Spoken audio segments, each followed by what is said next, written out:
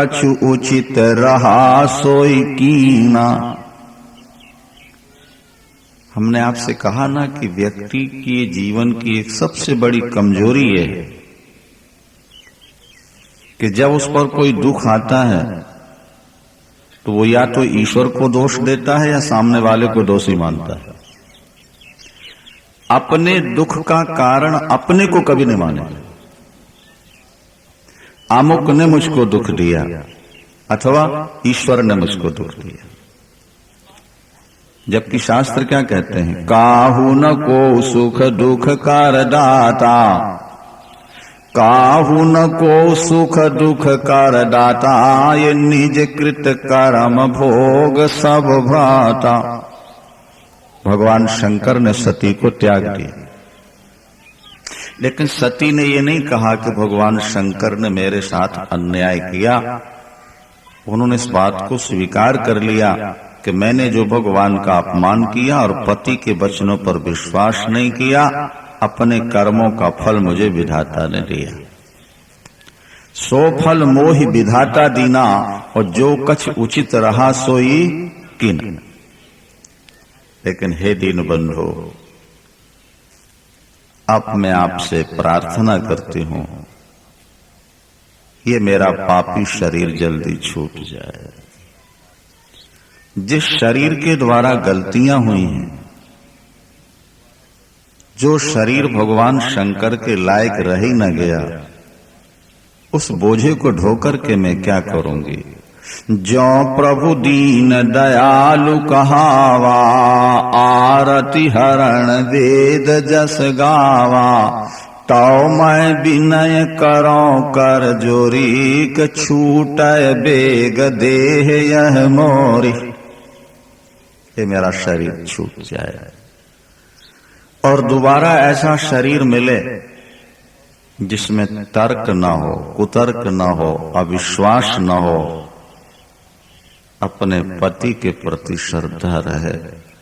अगले जन्म में भी मुझे भगवान शंकर ही पति के रूप में मिले। नहीं? हमारे यहाँ करवा चौथ हरताल का व्रत देवियां करती हैं कि जन्म जन्मांतर हमको यही पति प्राप्त होते रहे, हर जन्म में पति बदलना न पड़े, इसके लिए व्रत होता है। भारतीय नारी की यही तो विशेषता है। प्रभु राम ने भगवती जानकी का परित्याग किया। जब मां भगवती जनक नंदनी को पता लगा प्रभु ने मेरा परित्याग कर दिया, बड़ा सुंदर लिखा है रघुवंश महाकाव्य में कालिदास ने। वे भगवान से प्रार्थना करती हैं, लखनलाल से कहती हैं, लखन मैं अपना शरीर अभी गंगा में लीन कर देती, लेकिन मेरे गर्भ में बालक है, मुझे अपने शरीर छोड़ने का तो अधिकार है, लेकिन दूसरे को मारने का अधिकार नहीं है, इसलिए मैं जीवित रहूंगी। पुत्र को जन्म देने के बाद दोनों पैर के अंगूठों के सहारे खड़े हो जाऊंगी, दोनों हाथ ऊपर उठाऊंगी, सूर्य भगवान में दृष्टि लगाऊंगी और सूर्य भगवान से प्रार्थना करूंगी, हे सूर्य नारायण मेरे पाप काट दो, ये मेरा शरीर छूटे और दूसरा जो जन्म मिले राम ही मेरे पति बने और उस जन्म में मेरा राम से वियोग न हो। जिन राम ने सगर्भा सीता का परित्याग किया, वो भगवती जानकी अगले जन्म में भी राम को ही पाना चाहती और मेरा वियोग न हो। ये भारतीय नारी की विशेषता है और इसी विशेषता के कारण भारत में ही भगवान अवतार लेते हैं। विश्व का इतिहास आप पढ़ लीजिए, परमात्मा स्वयं किसी धर्म में नहीं आता, कहीं तो खुदा का बेटा आएगा और कहीं खुदा का दूत आएगा। खुदा यदि खुद चल के आता है तो वो केवल सनातन धर्म में ही आता है। सियावर।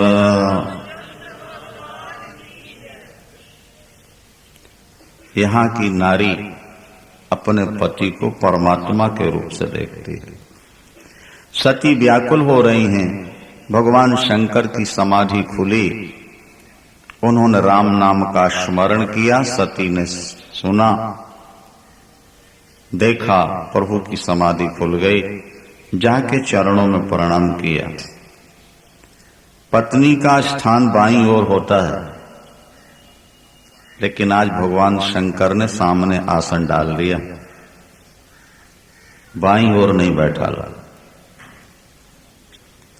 और सामने जैसे आसन दी, भगवती सती के मन में जो शंका थी, आशंका, वो सिद्ध हो कि अब प्रभु ने मुझे पत्नी के रूप में स्वीकार नहीं करना। भगवान शंकर ने सोचा कि कुछ प्रश्न जरूर करेंगे, मुझे सामने आसन क्यों दिया आपने, मेरा परित्याग कैसे हुआ। तो भगवान शंकर कथा सुनाने लगे। अब जब तक कथा चलेगी बीच में कोई प्रश्न तो हो ही नहीं सकता, नहीं। और लगे कहा नहारी कथा रसाला, दक्ष प्रजेश भये ते ही काला, देखा विधि विवाह सब लायको। ब्रह्मा जी ने देखा विधि विचार सब लायक, दक्ष ही कीन प्रजापति नायक। और बड़े अधिकार दक्ष जब पावा, अति अभिमान हृदय तब आवा। कि नाही को अस जन्मा जग माही, कि प्रभुता पाय जाहि मद नाही। व्यक्ति जब पद पाता है तो अभिमानी हो जाता है। परमात्मा की कृपा से बढ़ता है व्यक्ति, और बढ़कर के परमात्मा का ही तिरस्कार करने लगता है, अपमान करता है।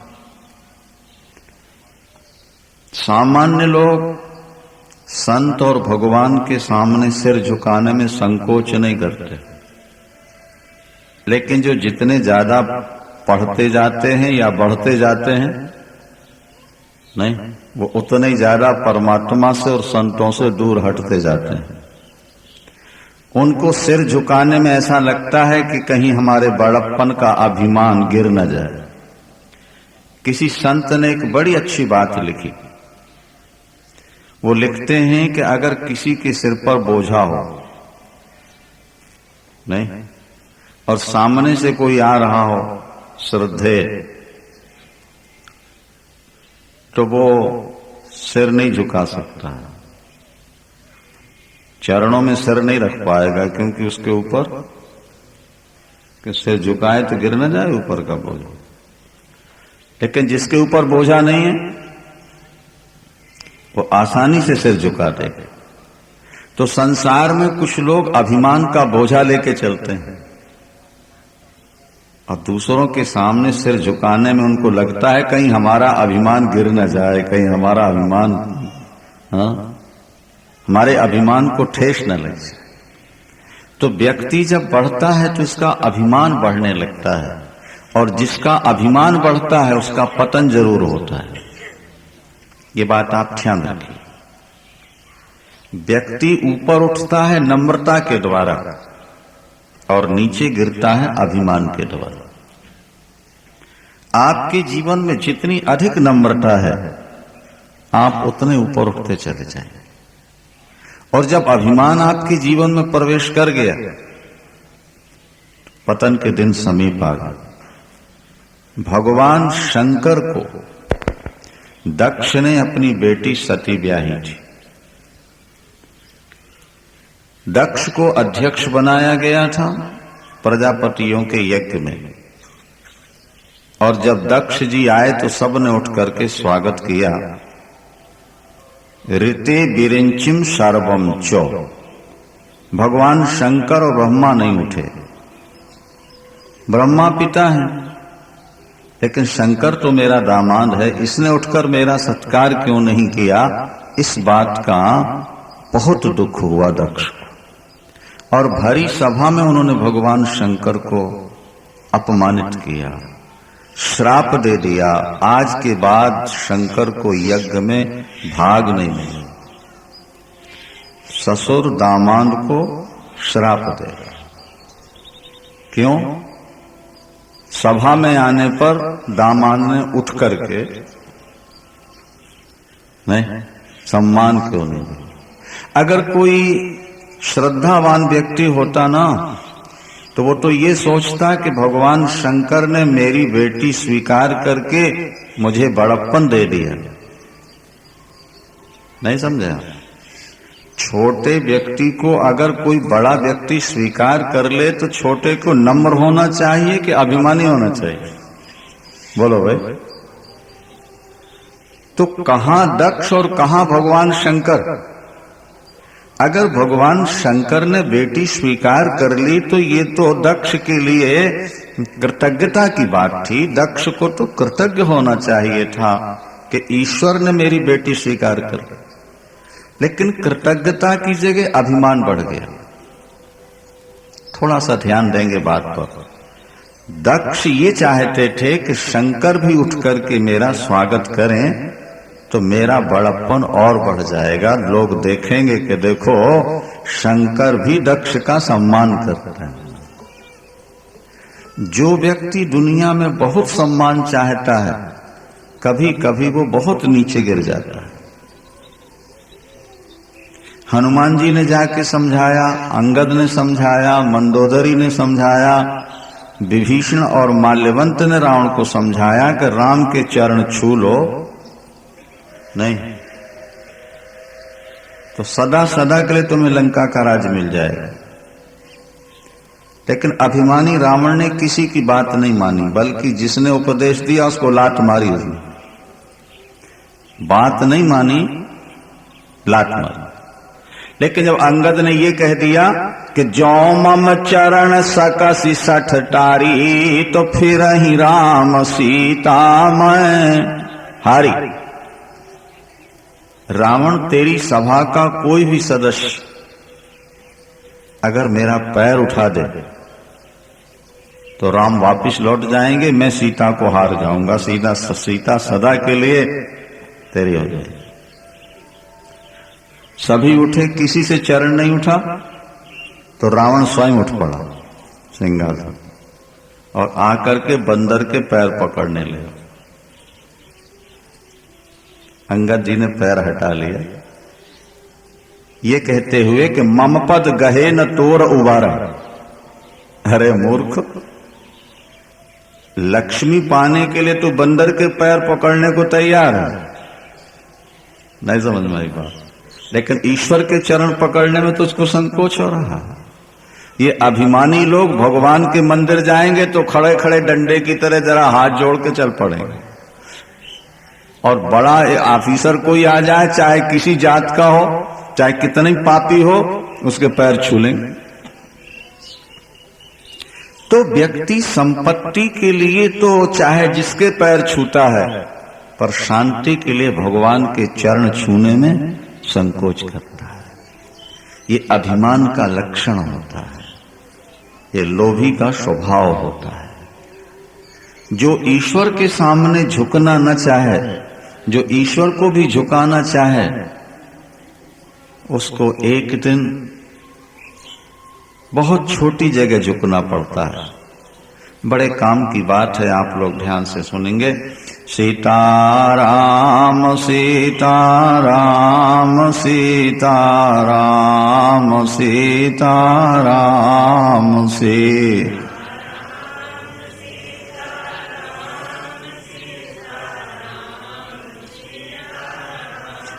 राधे श्याम राधे श्याम राधे श्याम राधे श्याम राधे।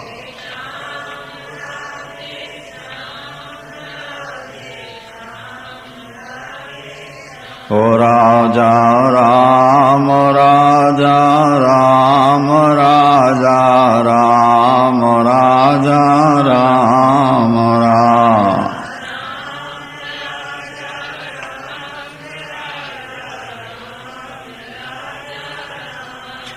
रावण इतना बड़ा अभिमानी था कि एक बार कैलाश पहुंचा तो उसने सोचा कि अगर मैं शंकर के सामने सिर झुकाऊंगा तो मेरे अभिमान को ठेस लगेगी, और नहीं झुकाऊंगा तो शंकर के क्रोध का भाजन बन जाऊंगा। रावण ने देखो अपने अभिमान को सुरक्षित रखने के लिए क्या युक्ति निकाली। उसने हाथ से कैलाश को उठा लिया, जिस पर शंकर बैठे थे उसको उठा लिया। भगवान शंकर अगर पूछे तूने प्रणाम नहीं किया तो कह देगा मैंने सिर पर ले लिया, आपको प्रणाम तो कर ही लिया। और दुनिया अगर ये कहेगी कि तुमने सिर झुका दिया प्रणाम किया तो बोले कहां उठाया, मेरी भुजाओं की शक्ति देखो कि मैंने कैलाश उठा लिया। लोगों के सामने कहेगा कि मेरी शक्ति देखो मैंने कैलाश को उठा लिया, और शंकर के सामने कहेगा मैंने आपको सिर पर ले लिया। अभिमानी व्यक्ति अपना सिर किसी के सामने झुकाना नहीं चाहता, जबकि भक्त का लक्षण है कि वो किसी के भी सामने सिर झुका देता है। लक्ष्मी के लिए नहीं, नारायण के लिए। नारायण क्योंकि वो सब में भगवान को देखता है। सिया राम मैं सब जग जानी, और करऊं प्रणाम जोर जुग। सब कुछ चेतन ही चेतन है, परमात्मा ही सब रूपों में दिखाई देता है। एक ही अनेक बन गया है, अनेकों में एक ही समाया हुआ है। ये बात जब बुद्धि में हमारे बैठ जाएगी, हमारा अभिमान सदा के लिए लीन हो जाएगा। अष्टो भगवान शंकर कथा सुनाने लगे, लेकिन सती का मन नहीं लग रहा कथा में, क्योंकि अभी बुद्धि तार्किक है ना, तर्क है ज्यादा। आकाश मंडल से बहुत से विमान जा रहे थे।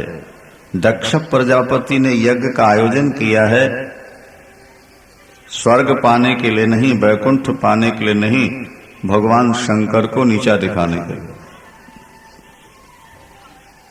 सबको बुलाऊंगा, शंकर को नहीं। और भाई हुआ। कुछ लोग यज्ञ इसलिए नहीं करते हैं कि उनके मन में श्रद्धा है। कुछ लोग इसलिए यज्ञ करते हैं कि मेरे पड़ोसी ने किया था, मैं उससे बढ़िया करके दिखाऊंगा। क्या वो केवल बढ़िया करके दिखाऊंगा ये लालसा उनसे यज्ञ कराती है। और कुछ लोग इसलिए धर्म करते हैं कि परमात्मा तूने हमें दिया, इसलिए तेरा दिया, तेरे चरणों में समर्पित है। उसी का फल है जहां अपने अंतःकरण की शुद्धि के लिए कार्य किया जाए। जहां दूसरे को नीचा दिखाने के लिए कार्य किया जाता है, वो यज्ञ कभी सफल नहीं होता, उसका कोई फल नहीं होता। दक्ष ने जो कनखल में यज्ञ का आयोजन किया था, वो ईश्वर को प्रसन्न करने के लिए नहीं, भगवान शंकर को नीचा दिखाने। सती ने पूछा ये विमान कहां कैसे जा रहे हैं, देवियां मधुर गीत गाती जा रही हैं। भगवान शंकर ने कहा तुम्हारे पिता के यहां यज्ञ हो रहा है। सती चौंक गई, पिता के घर में यज्ञ हो और बेटी को बुलाया न जाए, ये तो संभव ही नहीं है। भगवान शंकर ने कहा ब्रह्म सभा में हमसे विरोध मान बैठे थे तुम्हारे पिता, और हमारे बैर के कारण तुम्हें भी भुला दिया।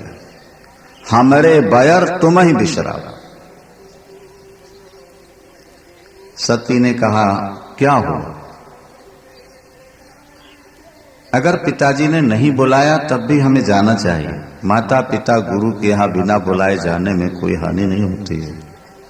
भगवान शंकर का तर्क ये था कि देवी ये तो ठीक है कि बड़ों के यहां बिना बुलाए जाने में हानि नहीं, लेकिन अगर विरोध हो तो बिना बुलाए नहीं जाना चाहिए। तदपि विरोध मान जहां कोई, और कहां गए कल्याण न होई। यद्यपि जग दारुण दुख नाना, सब ते कठिन जाति अपमाना। दुनिया में और बहुत सारे दुख हैं, लेकिन बिरादरी में अपना अपमान हो जाए इससे बड़ा कोई दुख नहीं होता। अगर तुम बिना बुलाए जाओगे तो लौट कर नहीं आ पाओगे। भगवान शंकर ने बहुत प्रयास किया। इस समय तुम्हारा न जाना तुम्हारे हित में है। सती हमें तो कोई आपत्ति नहीं। सती ने कहा भगवान आप नहीं जाना चाहते हैं तो मुझे क्यों रोकते हैं? मेरे तो पिता हैं। ये 3 गलतियां हुई जबरदस्त सती से। पहले तो शंकर के वचनों पर विश्वास नहीं किया, दोबारा आके झूठ बोल गई, और तीसरी बार भगवान ने मना किया कि पिता के यहां नहीं जाओ, चल। जो लड़की अपने पिता का ज्यादा पक्ष लेती है, भाई का ज्यादा पक्ष लेती है, उसका अंतिम परिणाम यही होता है जो सती का हुआ। हमेशा ध्यान, विवाह के बाद कन्या का असली घर उसका ससुराल है, क्योंकि जिंदगी ससुराल में कटनी है, मायके में नहीं। पिता तो तुम्हें दान कर चुके हैं, और दान दे देने का मतलब ही होता है कि आज के बाद हमारा स्वत्व ममत्व खत्म, अब ये तुम्हारी वस्तु है।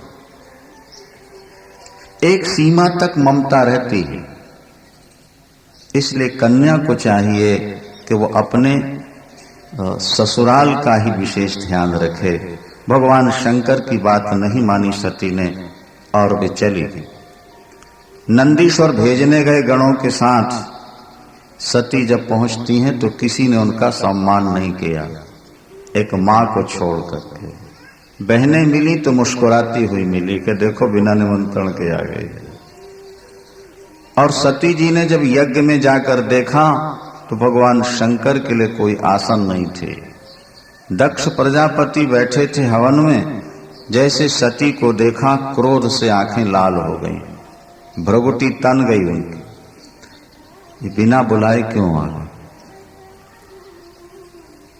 सती ने जब देखा कि मेरे पति की आसन नहीं है तो बहुत दुखी हो गई। पाछिल दुख न हृदय अस व्यापा, जस यह भयौ महापरिताप। तब सती ने कहा दक्ष, हवन करते करते हवन के धुएं से तुम्हारी बुद्धि मलिन हो चुकी है। तुम भगवान शंकर से द्वेष करते हो। जब भगवान शंकर तांडव नृत्य करते हैं, उनके शरीर से गिरी हुई भस्मी निर्माल्य पुष्प जिसे ब्रह्मा और विष्णु उठाकर माथे पर धारण करते हैं। शिव मंत्र का जपने वाला कभी दुखी नहीं होता, शिव के उपासक का भंडार कभी खाली नहीं होता। उन भगवान शंकर से आपने द्वेष किया है। मैं आपकी बेटी बनकर के अब जीवित नहीं रहूंगी, अन्यथा भगवान शंकर कभी दाक्षायणी कहकर मुझे बुलाएंगे दक्ष की बेटी, तो मेरा सिर लज्जा से झुक जाएगा। मैं उस बाप की बेटी हूं जिसने मेरे पति का अपमान किया है। मैं अपने पति का अपमान नहीं सह सकती। बस वहीं बैठ गई भगवती सती, और महाराज उन्होंने अपने प्राणों को ऊपर चढ़ाया, भ्रगुटी मध्य में ले आई, और भगवान शंकर का ध्यान करते करते सती ने योगाग्नि से अपना शरीर छोड़ दिया। चारों तरफ हाहाकार मच गया। भगवान शंकर के गणों ने विरोध किया तो भृगु जी ने यज्ञ रक्षक ऋभुओं को प्रकट करके गणों को भगा दिया। यहाँ देवर्षि नारद ने आकर भगवान शंकर से कहा प्रभु अनर्थ हो गया, अनर्थ हो गया। भगवान शंकर ने कहा क्या हुआ? बोले सती आपका अपमान न सह सकी और उन्होंने अपना शरीर छोड़ दिया। भगवान शंकर के नेत्रों में जल भर आया, आंखों से आंसू निकल पड़े। जरा बात पर ध्यान देना। भगवान शंकर ने सोचा सती ने मेरे अपमान से दुखी होकर शरीर छोड़ा, उनका मुझसे बहुत प्यार। प्रभु तो करुणा के समुद्र हैं, जीव से 1000 अपराध हो जाए, भगवान ध्यान नहीं देते। एक बार जीव श्रद्धा से भगवान को प्रणाम कर ले, बस भगवान पिघल जाते हैं। परमात्मा भक्तों के पाप नहीं देखते हैं, परमात्मा भक्तों का प्यार देखता है। ये बात हमेशा ध्यान रखिएगा। आपसे लाखों पाप हो चुके हैं, आप प्रभु के चरणों में आकर गिर जाएं, भविष्य में पाप न करने का संकल्प ले लें, तो परमात्मा आपको माफ कर दे। भगवान ने स्वयं कहा है कि कोटि विप्र बध लाग जाहो, कि आए शरण तजो नहीं ताहो। करोड़ ब्रह्म हत्या जिस व्यक्ति से हो चुकी हो, ऐसा व्यक्ति भी अगर मेरी शरण आ जाए तो उसका परित्याग नहीं। परमात्मा करुणा से भरा हुआ है। भगवान शंकर ने अपना एक बाल उखाड़ के जमीन पर पटक दिया, वीरभद्र प्रकट हुए और वीरभद्र से कहा, जाओ तुम दक्ष का यज्ञ विध्वंस कर दो। वहां दक्ष का यज्ञ विध्वंस होता है, दक्ष का सिर तोड़ करके आग में हवन कर दिया जाता है। और फिर सभी देवता मिलकर भगवान शंकर के पास गए, प्रार्थना की, तो भगवान शंकर ने बकरे का सिर लगाने का आदेश दे दिया। दक्ष प्रजापति को आज भी बकरे का सिर लगा हुआ है। बकरा हमेशा मैं बोलता है, ध्यान रखिएगा। अभिमानी व्यक्ति भी हमेशा मैं बोलता है, जिसका संकेत यह है कि अभिमानी व्यक्ति को एक दिन बकरे का शरीर मिलता है। यदि आप आगे बढ़ना चाहते हैं तो अभिमान से अपने को बचा के रखिए। सियावर रामचंद्र।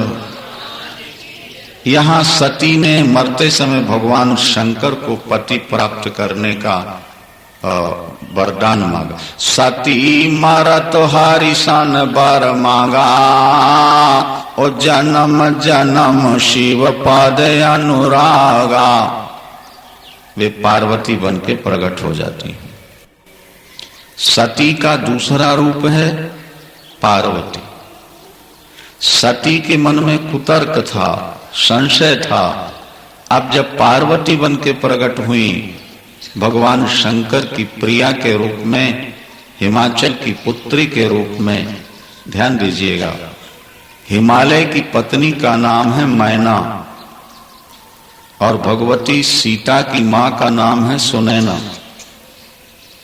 मैं ना, जहां मैं माने अहंकार न हो वो मैना है, और जिस हृदय में अहंकार नहीं होता वहीं पराम्बा भगवती दुर्गा का प्राकट्य होता है, वहीं शक्ति का प्रादुर्भाव होता है। और सुनैना, जिनके नेत्र सदा दर्शन के लिए लालायित रहते हैं, उनके नैनों के सामने ही शक्ति प्रकट हुआ करती है। बोलिए सांचे दरबार।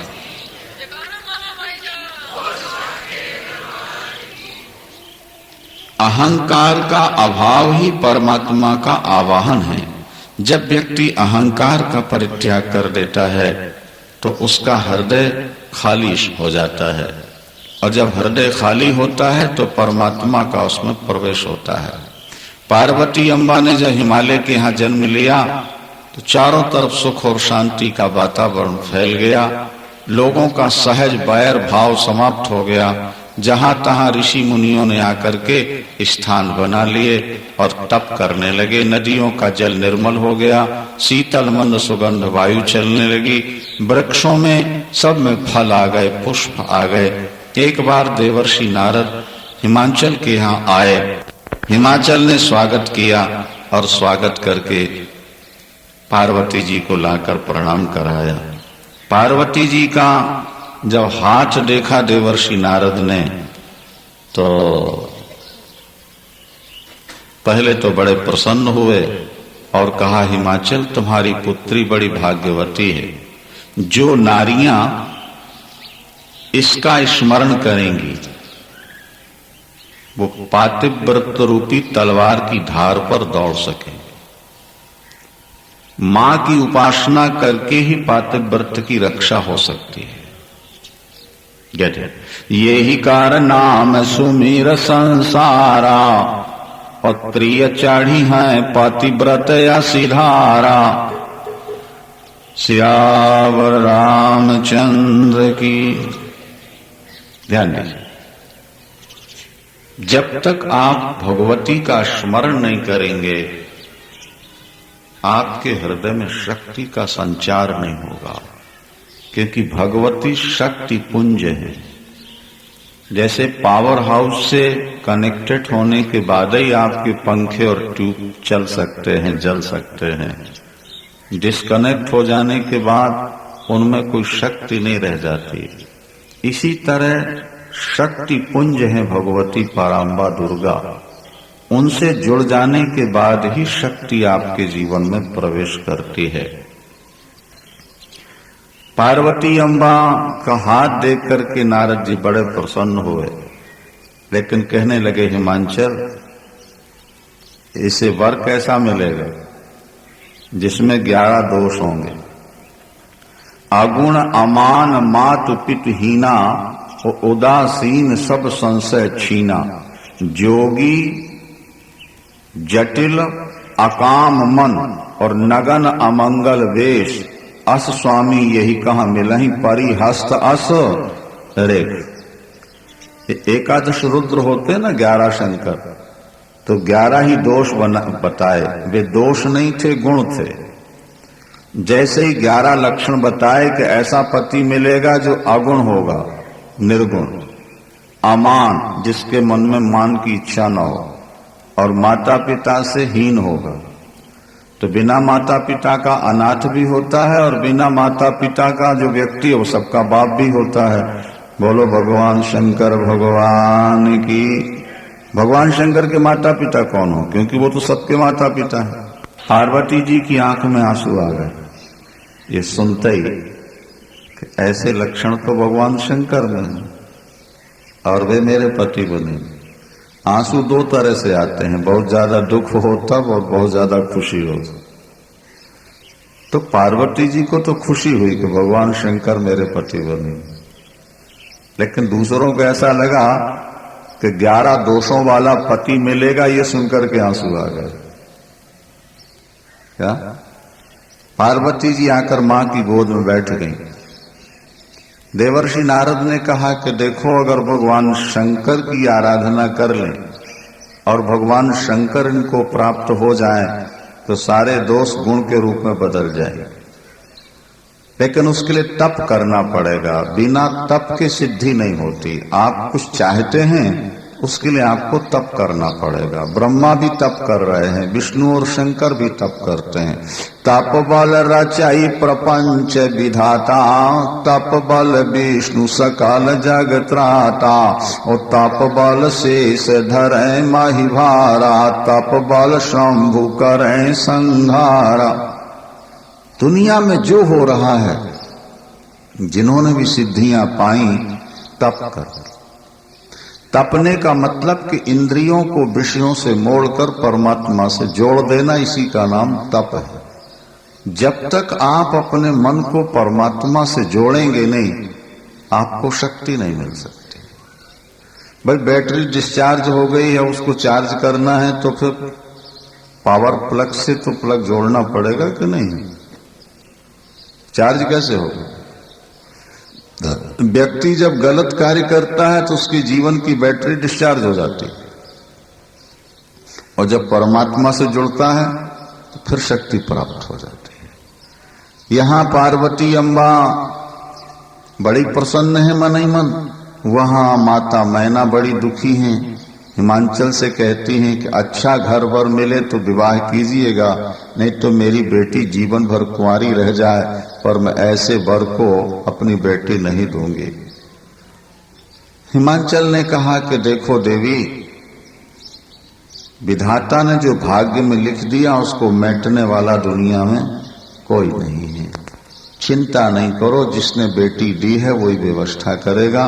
रात्रि में पार्वती अम्बा को स्वप्न आया, प्रातःकाल माँ को सुनाती हैं कि माँ, रात्रि में एक ब्राह्मण आया है गौर वर्ण का, और उसने मुझे तप के लिए आदेश दिया है। आपस में विचार किया और पार्वती जी को तप करने के लिए भेज दिया है। पार्वती अम्बा हिमालय में भगवान शंकर को प्राप्त करने के लिए तप करती हैं। तप कैसा करती हैं? आजकल लोग भजन करते हैं, आराम की बात पहले देख लेते हैं, लेकिन पार्वती अम्बा ने ऐसा नहीं किया। वे बर्फ में जाकर खड़ी हो गई। नमः शिवाय का जप चल रहा है, बर्फ ऊपर से गिरती जा रही है, गले तक बर्फ आ जाती है, पूरी ढक जाती है। शरीर बहुत सुकुमार था, लेकिन भगवान शंकर को प्राप्त करने के लिए सबसे कठिन तप किया पार्वती ने। कछु दिन भोजन बारी बतासा और किए कछुक दिन व्रत उपवासा। बेल पाति मही परय सुखाई, क 3 सहस संवत सो खाई। और पुनि परिहरे सुखाने परना, के ओ मही नाम तब भयउ अपरना। शरीर अति सुकुमार है, लेकिन समस्त भोगों का परित्याग करके पराम्बा भगवती तप में संलग्न हो गई। कुछ दिन भोजन करती हैं, कुछ दिन फलाहार करती हैं, कभी जल पीकर रहती हैं, कभी वायु पीकर रहती हैं। 3000 वर्षों तक बेलपत्र खा करके रहे। भगवान शंकर को बेलपत्र बहुत प्रिय है ना, तो सूखे पत्ते जो टूट के गिर जाते वही चबाकर जल पी लेना और भगवान शंकर का नाम लेते। अंत में वो बेलपत्र भी छोड़ दिया, बर्फ के अंदर ढक चुकी हैं। मंत्र जप चल रहा और भगवान शंकर का ध्यान। आकाशवाणी हुई, पार्वती आज तक ऐसा कठिन तप किसी ने नहीं किया, अब तुम्हारा तप सिद्ध हो चुका है। पिता बुलाने आए तो हठ त्याग करके छोड़ करके घर चली जाए। यहां भगवान राम ने भगवान शंकर के पास जाकर हाथ जोड़कर प्रार्थना की, प्रभु हम आपसे कुछ वरदान लेने आए। भगवान राम ने कहा वरदान लेने आए। भगवान शंकर ने कहा क्या चाहिए आप? बोले हमारी प्रार्थना है कि आप पार्वती के साथ ब्याह करा लो। सियावर रामचंद्र। भगवान राम भगवान शंकर से प्रार्थना करते हैं कि आप पार्वती के साथ ब्याह करा लो। अब ये विचित्र बात है कि नहीं? नारद जी कहते हैं हमारा ब्याह करा दो तो होने नहीं देते, और शंकर जी कराना नहीं चाहते तो राम जी हाथ जोड़ रहे हैं कि आप ब्याह करा लो। इसका एक बड़ा मीठा संकेत है। जो लोग धन मांग रहे हैं भगवान उनको नहीं देते, और जिनके यहां आ चुका है उनके यहां और ज्यादा चला आ रहा है। हो रहा है ऐसा कि नहीं हो रहा? तो जो विवाह कराना चाहता है उसको तो राम जी मना करते, होने नहीं देते, और जो शादी कराना ना चाहे उससे प्रार्थना करते हैं कि शादी कराओ। भाई बात तो ठीक ही है ना। आपका एक लड़का इंजीनियर डॉक्टर बन चुका है और दूसरा भी 5वीं 6वीं में पढ़ रहा है। अब अगर डॉक्टर लड़का शादी न भी कराना चाहे तो आप क्या कहोगे? बेटा आप शादी करा ले, अब तो अपने काम में लग गया, हाँ बहू आके कुछ घर संभाले। और 5वीं 6वीं वाला लड़का कहे माँ मेरा ब्याह करा दे, तो माँ क्या कहे? बेटा अभी तो तेरे पढ़ने के दिन है, अभी शादी क्या कराएगी? परमात्मा भी यही करता है। आप कोई वस्तु मांगते हो, परमात्मा ये दे दे तो वो हंसता है, वो सोचता है तुम अभी इसके लायक नहीं, अब बच्चे हो, नहीं? और जिनमें योग्यता आ जाती है वो मना भी करें कि प्रभु अब नहीं चाहिए, तो भगवान कहते हैं कि नहीं तुम संभाल लो, तुम लायक। कलकत्ते के एक सेठ ने दिवाली का पूजन बंद कर दिया। किसी ने पूछा सेठ जी बंद क्यों कर दी दीपावली का पूजन? बोले लक्ष्मी ज्यादा आ गई है इसलिए अब पूजा बंद कर दी कि मां बस करो, ज्यादा नहीं। तो लोगों ने पूछा पूजा करने से कम हो गई कि नहीं? बोले और ज्यादा आ रही है। बोलो सियावर। भाई तुम पहले इतनी ज्यादा पूजा कर चुके हो कि अब तुम पूजा करो न करो उसको तो आना ही है। और मांगने वाले रो रहे हैं कि मां आ जाओ कृपा करके, लेकिन योग्यता नहीं, इसलिए मांगने पर भी नहीं मिलती। आपको अगर कोई वस्तु नहीं मिलती तो आप ये समझ लो कि हम इसके लायक नहीं थे, इसलिए प्रभु ने ये चीज हमें नहीं। उससे आपको शांति मिलेगी। जब आप रोते हैं कि भगवान तूने हमें ये क्यों नहीं दिया, इसका मतलब है कि तुम अपने को भगवान से ज्यादा बुद्धिमान समझते हो। परमात्मा जो ठीक समझता है वही करता है, और परमात्मा हमारे लिए जो करता है उसी में हमारा भला है। बस ये बात आप हमेशा दिमाग में रखिए। संत सुखी क्यों रहते हैं? कि वो भगवान की इच्छा में अपनी इच्छा मिला रहते हैं। और गृहस्थ अज्ञानी दुखी क्यों रहता है? कि वो अपनी इच्छा को प्रधानता दे के भगवान से अपने मन का काम कराना चाहता है।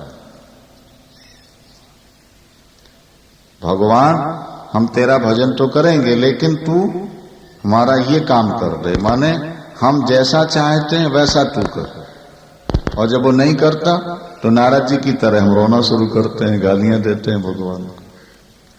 तो जब भगवान राम ने प्रार्थना की कि प्रभु आप विवाह करा लो, क्योंकि आपके विवाह के बिना तारकासुर नहीं मरेगा। एक तारकासुर नाम का राक्षस हो गया था उस समय, जिसने वरदान मांगा था कि शंकर के द्वारा उत्पन्न पुत्र ही मुझे मार सके। तो जब तक शंकर का विवाह ना हो तो पुत्र कैसे हो? वहां पार्वती तब भी कर रही है। तो शंकर के विवाह से तो जगत का कल्याण है, और अगर नारद का ब्याह करा देते तो बेचारा रोता रहता, जैसे कल महात्माओं की कहानी आपने सुनी थी। जब राम रो रहे थे ना, तो नारद जी आए हैं, रामायण में लिखा, सीता के वियोग। तो लक्ष्मण जी ने बड़ा सत्कार किया, प्रभु ने भी समाचार पूछा, तो नारद जी ने याद दिलाया, बोले प्रभु तब विवाह मैं चाहूं कीना, हाँ तब विवाह मैं चाहूं कीना, प्रभु के ही कारण करे न दीना। प्रभु अगर उस समय मेरा ब्याह हो जाने देते आप, तो आज आपको रोना तो न पड़ता। आपने मेरे ब्याह में बाधा डाल दी, मैंने क्रोध में आपको श्राप दे दिया, आज आपको रोना पड़ रहा ना, मुझको बड़ा दुख हो रहा है। तो भगवान हंसने लगे जोर से। उन्होंने कहा देखो नारद जी, एक को तो रोना ही पड़ता, मैं तो थोड़ी देर रो लूंगा, ये मेरा नाटक है, पर अगर तुम्हारा विवाह हो जाता बेटे तो तुम जन्म जन्म रोते रहते। ब्याह कराने वाले ज्यादातर रोते ही रहते, हंसता कौन? बोलो सियावर। इस शादी में 4 दिन हंस लो, बाद में तो रोना ही रोना। इतनी गृहस्थ जीवन में समस्याएं खड़ी हो जाती हैं, व्यक्ति रोता ही रहता है, हमेशा टेंशन में रहता है, कोई ना कोई अभाव हर व्यक्ति को परेशान करता रहता। हमने तो आपसे कहा ना कि गरीब की झोपड़ी से लेकर राजाओं के महलों तक कथा करने के लिए जाना पड़ता है, और जिनको हम बहुत सुखी समझते हैं, जब उनके पास बैठ के बात करते हैं तो वो सबसे ज्यादा दुखी नजर आते हैं। ये आप समझ लीजिए। जिनको हम और आप बहुत ज्यादा सुखी समझते हैं, जब एकांत में वो अपनी बातें करते हैं तो हमको लगता है कि सबसे ज्यादा दुखी। संपत्ति ही सुख है ऐसा नहीं है, संपत्ति तो तनाव पैदा करती है। सुख तो परमात्मा में ही मिलेगा, बस अंतिम बात यह है, इसे कोई काट नहीं सकता। कागभूषुंडी जी ने गरुड़ जी से कह दिया कि बारी मथे बरु होए घृत और सिकता ते बरु तेल, पर बिनु हरि भजन न भवतरियो, यह सिद्धांत अपे। इसमें अपील नहीं होगी, ये अपेल है। क्या समझे बात को? जब तक तुम भजन नहीं करोगे तुम्हें शांति नहीं मिलेगी। जब तक धन नहीं कमा लोगे शांति नहीं मिलेगी। दुनिया के किसी ग्रंथ में लिखा ही नहीं है। लेकिन जब तक भजन नहीं करोगे शांति नहीं मिलेगी। हर ग्रंथ में हर धर्म में लिखा होगा, दुखिया नानक सब संसार, सारी दुनिया दुखी है। सुखी कौन है? बोले सोई सुखिया जिस नाम था। और थोड़े थोड़े सब दुखी, को तन से दुखी, को मन से दुखी, कोई धन से दुखी। बोले थोड़े थोड़े सब दुखी और सुखी राम का दास। तो जो बात शास्त्र और संत कहते हैं हम उस पर विश्वास नहीं करते। भगवान शंकर ने कहा प्रभु यद्यपि विवाह की इच्छा तो नहीं है लेकिन फिर भी आपकी आज्ञा का पालन करूंगा। माता पिता गुरु की वाणी पर बिना विचार किए व्यवहार करो, आपको हानि नहीं। मातु पिता प्रभु गुरु की वाणी, मातु पिता प्रभु गुरु की वाणी के बिना ही विचार किए शुभ। जय माता पिता गुरु, इनकी बात पर विचार नहीं करो जाता। ये अगर एक बार जहर भी पिलाते हैं और श्रद्धा से पी जाओगे तो अमृत बन जाए। रामायण हमें ये शिक्षा देती है बड़ों का सम्मान करना सीखो, बड़ों के वचनों का आदर करो। सप्तऋषियों को बुलाकर पार्वती जी के पास भेजा और ये कहा कि जाओ पार्वती की परीक्षा लो। भगवान शंकर के आदेश से सप्तऋषि पार्वती जी के पास पहुंचे। देखा पार्वती अम्बा तप में खड़ी हुई, निरंतर उनके मुख से प्रभु का नाम निकल रहा है, एक ही ध्यान। सप्तऋषियों ने पूछा देवी आप क्या कर रही हैं, क्या चाहती हैं, आपके तप का उद्देश्य क्या है? पार्वती जी ने कहा महाराज आप सुन करके हंस पड़ेंगे, काहे को सुनते हैं? नहीं नहीं सुनाओ तो, आपके तप का उद्देश्य क्या है? महाराज हमारा मन बड़ा बावरा है, ये बिना पंखों के आकाश में उड़ना चाहता है, ये पानी के ऊपर दीवार उठाना चाहता है। देखिए तो महाराज हमारे मन का अविवेक, ये हमारा मन ना भगवान शंकर को पति बनाना चाहता है। सप्तऋषि तो परीक्षा लेने आए थे ना, उन्होंने कहा तुम्हारा गुरु कौन है पहले तो बताओ। बोले नारद। सप्तऋषि ठहाका मार के हंस पड़े। अरे उन्होंने कहा पार्वती नारद को जिसने गुरु बनाया और जिसने नारद की बात मान ली उसका बसा हुआ घर उजड़ गया। क्या? नारद का जो उपदेश सुनते हैं वो बाबा जी बन जाते हैं। चित्रकेतु कर घर उन घाला और कनक कशिपुकर पुन असहाला, नारद सिखजे सुने नर नारी अबस हो ही तज भवन भिखारी। देखो तुमने सुना है पहले सती उनकी पत्नी थी, उसका त्याग कर दिया, बेचारी दुखी होकर बाप के यज्ञ में जाके जल के मर गई। और अब सुख सोवत सोच नहीं, भीख मांग भव खाएं और सहज एकाकिन के भवन कबों की नारी खटाएं। शंकर के साथ विवाह कराओगे? तुम पहनती हो पीतांबर और वो पहनते हैं बाघंबर, तो पीतांबर और बाघंबर में गांठ कैसे लगेगी? इतना सुंदर दिव्य शरीर, वो श्मशान में रहने वाला शंकर।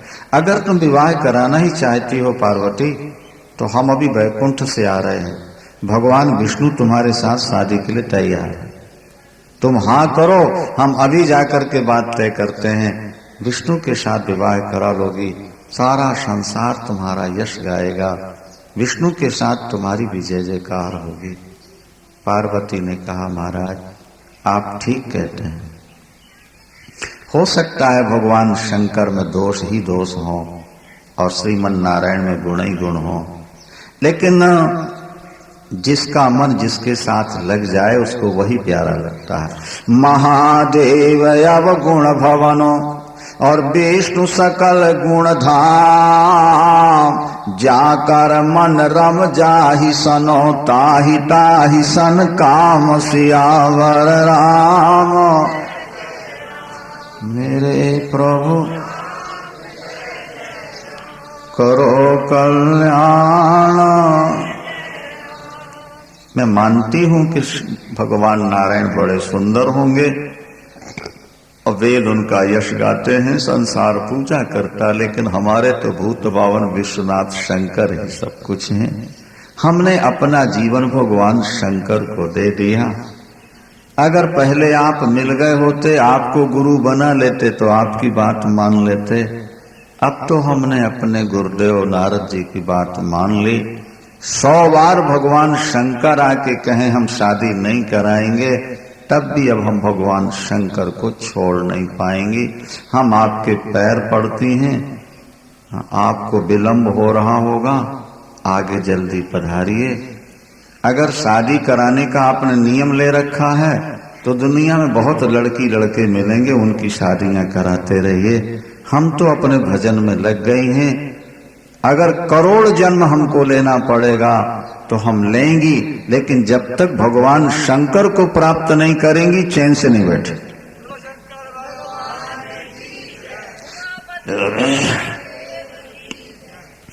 जन्म कोट लग रगर हमारी, बरों शंभु न तु रहो कुंवारी।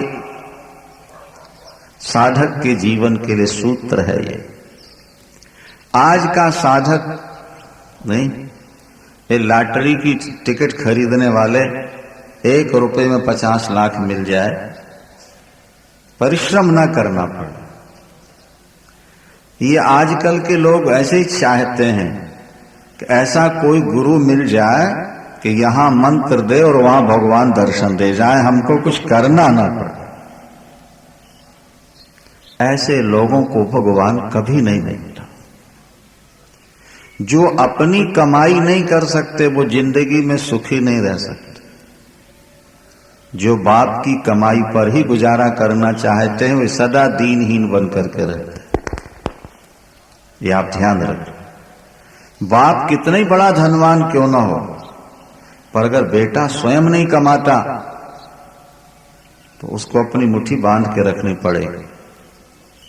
उसको सोच समझ के खर्च करना पड़ेगा, और नहीं तो भिखारी हो जाए। जो स्वयं कमाता है उसका हाथ खुला है, वो खुले हाथों दान कर सकता है, तीर्थ कर सकता है, व्रत कर सकता है। मेरे पिता ने बहुत कमा दिया, अब मुझे क्या जरूरत है कमाने की, ये बहुत बुद्धिमत्ता का उत्तर नहीं है, ये समझ लेना।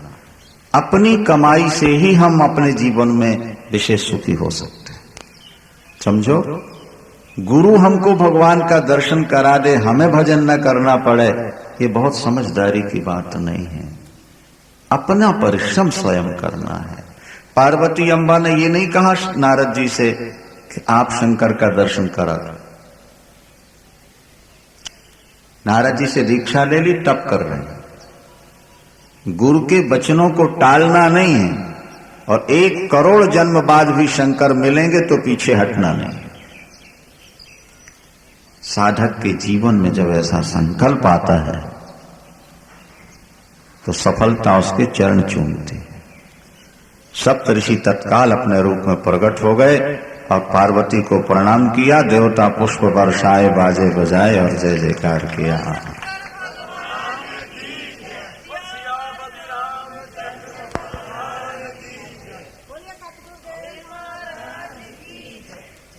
पार्वती जी से सप्तऋषियों ने कहा, देवी अब तुम्हें अधिक तप नहीं करना पड़ेगा। जिनका इतना दृढ़ संकल्प हो, जिनकी ऐसी निष्ठा देवताओं के प्रति हो, क्या ईश्वर उससे दूर नहीं रह सकता। पिताजी बुलाने आएंगे, आप वापिस जाइए। भगवान शंकर ने हमको आपके पास भेजा था आपकी परीक्षा लेने के लिए, अब कार्य हो जाएगा। वहां भगवान शंकर समाधि में बैठ गए हैं। देवताओं ने कामदेव को बुलवाया है। और कहा है कि तुम जाओ शंकर की समाधि खोलो, क्योंकि जब तक समाधि नहीं खोलेगी शादी नहीं होगी, शादी नहीं होगी पुत्र नहीं होगा, तारकासुर नहीं मर पाएगा। ध्यान रखेंगे, मनुष्य के अंदर जो वासना है यही भजन में बाधक होती है। जब जीवन में काम प्रवेश करता है तो जीव राम से हट जाता है। इतना समझ लीजिए, काम ही राम के भजन में बाधक है। जहां काम तहां राम नहीं, और जहां राम नहीं काम, तुलसी दोनों ना रहें, रवि रजनी एक ठाम, सूरज और रात्रि एक साथ नहीं रह सकती, अंधकार प्रकाश एक साथ नहीं रह सकता। जब तक जीवन में काम है, वासना है, संसार से कुछ पाने की लालसा है, तब तक आपसे भजन नहीं होगा, आपका भजन स्थायी नहीं होगा। कुछ लोग इसलिए नहीं आते कि कथा सुनने आए हैं, इसलिए आते हैं कि बुलाने वाले ने बुलाया है, उसका मन रखना है, वो हमारे रिश्तेदार हैं, इसीलिए हमको बैठ के सुनना है। क्या समझे? स्वयं की श्रवण की कोई लालसा नहीं है, हम तो दूसरे का मान रखने के लिए आ जाते हैं। श्रवण की जो अपनी लालसा है, भजन की जो अपनी भावना है, वो एक अलग चीज होती है। वो ना निमंत्रण की जरूरत समझती है, ना अपने और पराये को देखती है। भगवान शंकर को कथा सुननी थी, कागभुसुंडी कथा सुना रहे थे तो हंस बन के जाके चुपके से बैठ गए किनारे। क्या समझे? कागभुसुंडी शिष्य हैं भगवान शंकर के, कौवे के शरीर में कथा सुना रहे थे तो भगवान शंकर हंस बन करके किनारे बैठ गए जाकर। अपने वेश में जाऊंगा तो कागभुसुंडी कथा बंद कर देंगे, कहेंगे गुरुदेव आप सुनाओ, और मैं सुनने आया हूं, इसीलिए हंस बन गए और किनारे बैठ गए ताकि मुझे कथा का रस मिल जाए। कागभुसुंडी शिष्य हैं भगवान शंकर के, कौवे के शरीर में कथा सुना रहे थे तो भगवान शंकर हंस बन करके किनारे बैठ गए जाकर। अपने वेश में जाऊंगा तो कागभुसुंडी कथा बंद कर देंगे, कहेंगे गुरुदेव आप सुनाओ, और मैं सुनने आया हूं, इसलिए हंस बन गए और किनारे बैठ गए ताकि मुझे कथा का रस मिल जाए। निष्ठा एक अलग चीज होती है। महाराज, भगवान शंकर की समाधि खोलने के लिए काम को भेजा गया। महाराज, मन भजन में मन नहीं लगता, आम लोगों का प्रश्न है, भजन में मन नहीं लगता। ये प्रसंग आपको संकेत दे रहा है कि जब तक आपके मन में काम और लोभ है तब तक भजन में मन लगेगा। ये आप समझ लें। जब जीवन से काम और लोभ निकल जाएगा तो फिर मन भगवान से हट ही नहीं पाएगा। भगवान शंकर समाधि में हैं, परमात्मा के ध्यान में डूबे हैं। अब उनके मन को चंचल किसने किया? बोलिए, काम। जब आपके जीवन में काम प्रवेश करता है, जब आपके जीवन में लोभ प्रवेश करता है, तो आप भजन नहीं कर सकते। आप कथा में बैठे हैं लेकिन ध्यान काम में लगा हुआ है, कथा समाप्त हो हम भागे। तो काम और लोभ, इसकी एक आग अंदर ऐसी जलती है, व्यक्ति का मन स्थिर नहीं रह पाता। कामदेव चला है भगवान शंकर की समाधि खोलने के लिए। पहले उसने अपना प्रभाव दिखाया। जब उसने अपना प्रभाव दिखाया तो चराचर जीव काम के वश में हो गए। बड़े बड़े सिद्ध योगी मुनीश्वर जो सारे जगत को ब्रह्म में देख रहे थे, आज वो सारे जगत को नारी में देखने लगे, और नारियां सारे जगत को पुरुष में देखने लगी। लताओं को देख करके वृक्ष की डालें झुकने लगी, तालाब तलाई आपस में जल तरंगे से मिलने लगे। सारा संसार काम के बस में हो गया। बोले कौन बचा? तो भगवान शंकर कहते हैं जे राखे रघुवीर ते उबरे ते काल। जिसे ईश्वर ने संभाल लिया वो बच गया और नहीं सब के सब अपनी मर्यादा से गिर। काम ने अपना प्रभाव समेटा। जैसे उबलता हुआ तेल भट्टी पर नीचे उतार कर रख दिया जाए शांत, इसी तरह सबका मद उतर गया, शांत हुए। काम पहुंचा भगवान शंकर के पास। पहले तो देख के घबराया, फिर सोचता है कि देवताओं का कार्य करना है। परोपकार करते अगर व्यक्ति मर जाए तो सूर्य मंडल का भेदन करके सीधे वैकुंठ जाता है। ईश्वर को दो ही व्यक्ति प्राप्त करते हैं, या तो जो जीवन भर भजन करते करते शरीर छोड़ते हैं वो, अथवा परोपकार करते करते धर्म के लिए लड़ते लड़ते शरीर छोड़ दें, वो वैकुंठ जाते। तीसरा कोई व्यक्ति ईश्वर को नहीं पाता। निरंतर भजन करते शरीर छोड़ा या धर्म की रक्षा के लिए लड़ते लड़ते शरीर छोड़ा। जटायु ने सीता जी की लाज बचाने के लिए लड़ते लड़ते पंख कटा दिए तो भगवान राम की गोद में समाप्त हो। दशरथ जी को वो सौभाग्य नहीं मिला जो सौभाग्य जटायु को प्राप्त हुआ, क्योंकि परोपकार था। पारहित बस जिनके मन माही तो तीन कहा जग दुर्लभ कछु नहीं। अंत तो गत्वा कामदेव आम के वृक्ष पर सवार हुआ और उसने खींच कर बाण भगवान शंकर को मारा। भगवान शंकर की आंख खुल गई, मन में चंचलता आई। सोचने लगे मेरे मन को चंचल किसने किया।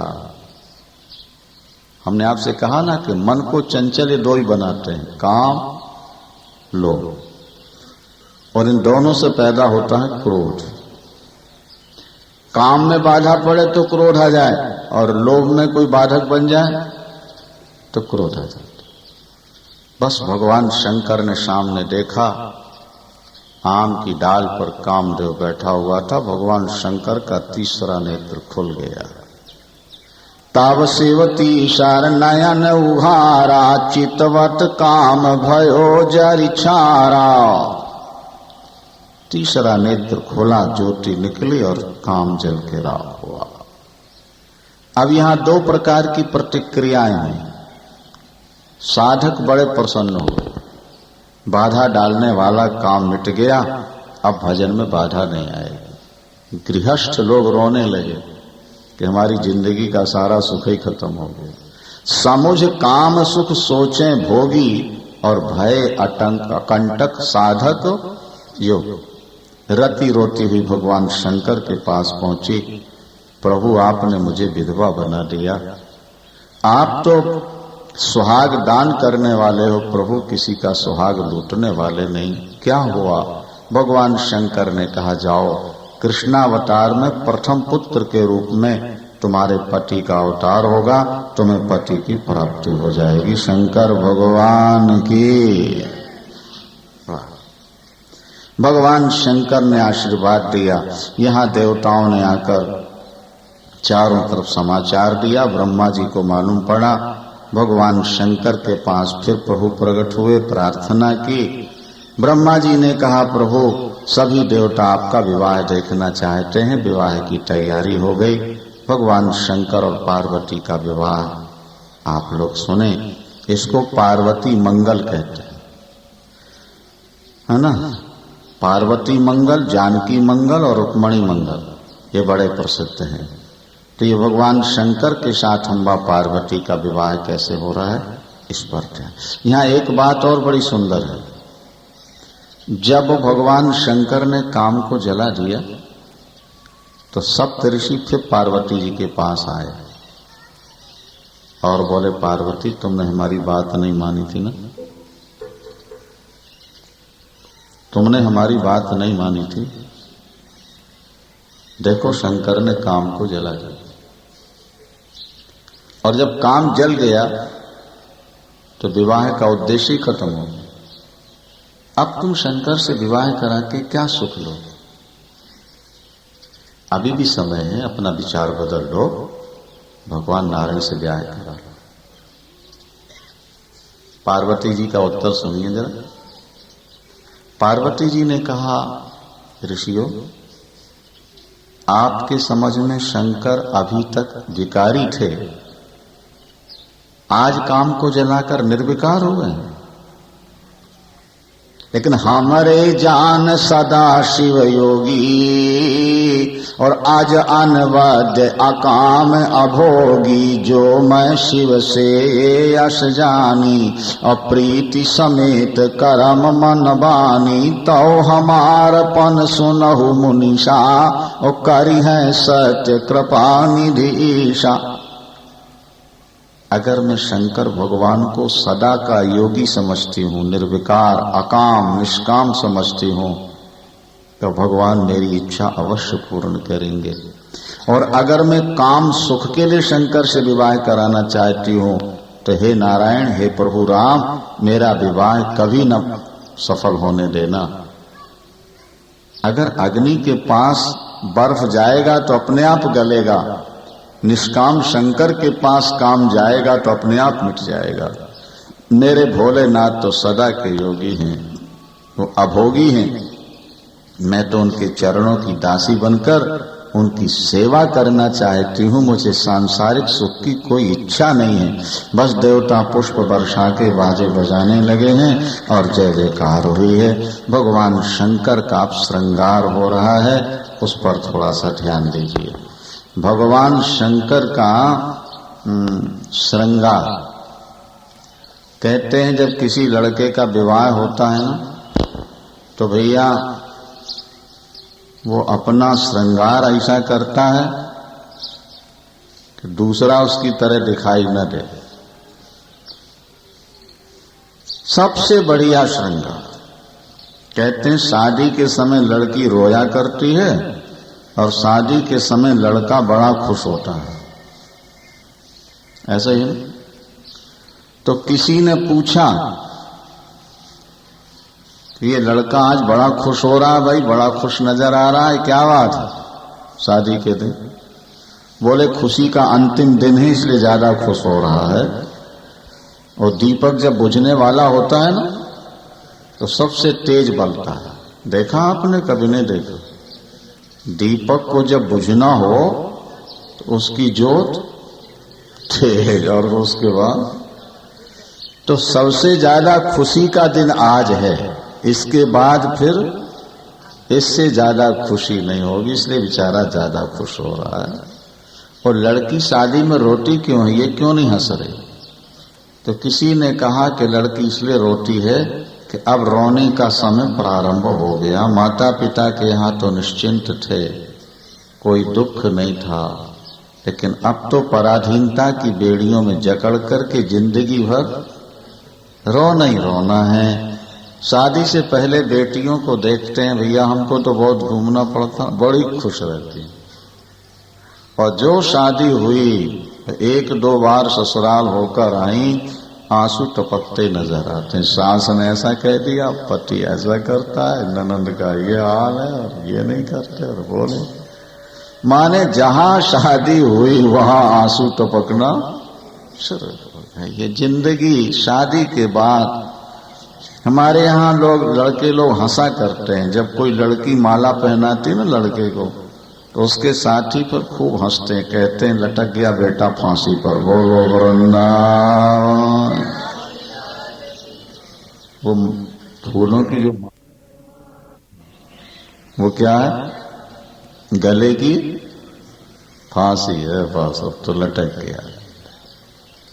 भगवान शंकर का श्रृंगार सुनो बाबू। नहीं, लड़का तो सबसे सुंदर बनना चाहता है, लेकिन भगवान शंकर सबसे कुरूप बनकर जा रहे हैं। यह मजे की बात देखो। शिवा ही शंभु गण करे श्रृंगारा, अरे शिवा ही शंभु गण करे श्रृंगारा, जटा मुकुट यही बौर संभारा, और कुंडल कंकन पहिरे ब्याला, और तन विभूत पट के हरि छाला, शशि ललाट सुंदर सिर गंगा, के नयन तीन उपबीत भुजंगा। गण भगवान शंकर का श्रृंगार करते हैं। दूल्हे राजा का श्रृंगार क्या है? जटाएं हैं ना, उसी को बांध के और एक सर्प लगा दिया तो मुकुट बन गया भगवान शंकर के मस्तक पर। ध्यान दीजिए, ठीक है। जटाओं को बांध करके उस पर कलगी जो लगाते हैं उस सर्प की हो जाती है।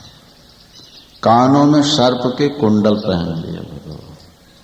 छोटे सांप के बच्चे में कुंडल और कंगन, हाथों में सर्प के ही कंगन पहन। कुंडल कंकण पहिरे व्याला और क्रीम पाउडर स्प्रे की जगह चिता की भस्म लगा ली भगवान शंकर ने सिर से लेके पैर। तन विभूति और सूट की जगह केहर छाला बाघंबर पहन लिया भगवान। ध्यान दीजिएगा। हाँ, सिर पर गंगा है, ललाट पर चंद्रमा है, 3 नेत्र हैं। अपन लोग जनेऊ पहनते हैं, भगवान शंकर ने भी पहन लिया। एक सर्प को लेकर के गांठ लगा दी, जनेऊ हो गया भगवान शंकर का। हाथ में त्रिशूल और डमरू विराजमान है और बूढ़े बैल पर भगवान शंकर सवार हुए और दूल्हे राजा बनकर हिमांचल की ओर चल पड़े। देवताओं की स्त्रियां तो बहुत श्रृंगार करके आई थीं और जब देखा भगवान शंकर का दूल्हा वेश तो आपस में मुस्कुरा के कहती हैं, इतनी सुंदर लड़की तो दूल्हे राजा को कहीं मिलने वाली नहीं। जितने सुंदर दूल्हे राजा हैं, इतनी सुंदर लड़की तो कहीं। व्यंग था ना ये। बैल पर सवार हैं, विभूति लगाए हुए और सर्पों से लपटे हुए। ये शंकर भगवान का एक संकेत है कि संसार के विषयों में मौत को भूल नहीं जाना। तुम्हारे गले में मौत का फंदा पड़ा हुआ है। क्या मौत से तुम जकड़े हुए हो? संसार के भोग पाकर के परमात्मा को भूल नहीं जाना, ये भगवान शंकर का संकेत था। और देवताओं ने जब भगवान शंकर को देखा तो भगवान विष्णु ने व्यंग किया, बोले भैया हंसी करई हो परपुर जाई।